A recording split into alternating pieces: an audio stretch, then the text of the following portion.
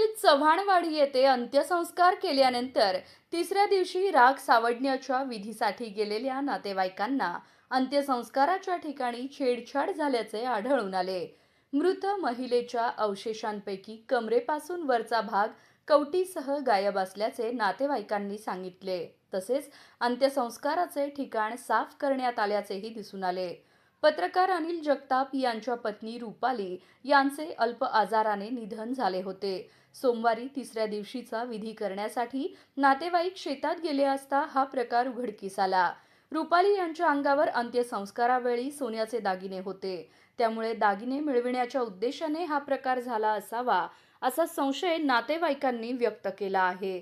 मात्र तपासानंतरच वस्तुस्थिती स्पष्ट होणार आहे.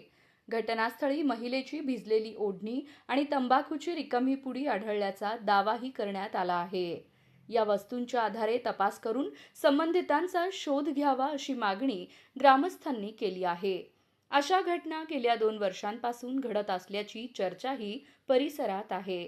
पोलिसांनी पंचनामा करून सखोल तपास करावा अशी मागणी होत आहे.